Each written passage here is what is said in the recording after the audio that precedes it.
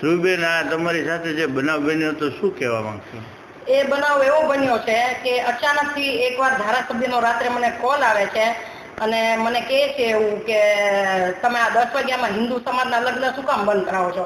આમાં હિન્દુ સમાજના તો કોઈ લગ્નની વાત જ નથી. અમે પણ હિન્દુ છીએ, અમે કોઈ લગ્ન બંધ નથી કરાવતા અને અમે એક સ્વતંત્ર નાગરિક તરીકે રાત્રે 10 વાગે ગમે ત્યારે પોલીસને ફોન કરી શકીએ છીએ 10 વાગ્યા પછી. એ તો સુપ્રીમ કોર્ટનો કાયદો છે.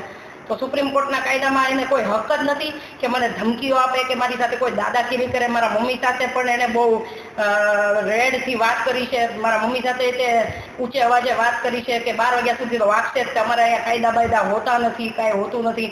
અને એણે એક પુષ્ટિ કરી છે કે આ બેને એવી મીડિયાને ક્લિપ કોઈ એને આપી નથી, એક જણને આપી છે. તો મેં કોઈ એક જણને આપી નથી. આજે આ ક્લિપ પહોંચાડવાની હતી ત્યાં પહોંચી ગઈ છે અને ગૃહમંત્રી, આપણા રાજ્યના ગૃહમંત્રી ગુજરાતના અને મુખ્યમંત્રી શ્રી ભૂપેન્દ્રભાઈ પટેલને મારી એવી હું આશા રાખું છું કે આમાં અમને પૂરેપૂરો ન્યાય મળશે અને બધી રીતે અમને આમાં હંમેશા માટે સોલ્યુશન આવે એવું ઉપરથી થશે એવું જ અમે આશા રાખીએ છીએ.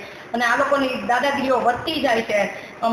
ડીજેનો અવાજ જે ડેસિબલ હોય છે 32 ડેસિબલના કોઈ વાગતા નથી. બધાની બારીઓ બારણા ખતરે છે અને ધ્રુજે છે, એવી રીતે વગાડે છે દાદાગીરી કરી. પોલીસને પણ કાર્યવાહી કરવા દેતા નથી. પોલીસ ઉપર ફૂલ દબાણ આવે છે. પોલીસ કાર્યવાહી કરવા તત્પર છે પણ એને ફૂલ રાજકીય દબાણ લઈ અને એને આગળ વધવા દેતા નથી. પોલીસને 4 થી 5 વાર પોલીસ જાય છતાંય બંધ કરતા નથી. દાદાગીરીઓ લુખ્ખી કરે છે અને એમ કે વાગશે જ 12 વાગ્યા સુધી ક્યાંય જાય ને. તો સુપ્રીમ કોર્ટને પણ મારો એવો વિનંતી છે કે આનીથી અમને જલ્દી ન્યાય મળે અને આમાં સોલ્યુશન લાવે અને આવી દાદાગીરી કરવા વાળાને ઉપર એક્શન લે.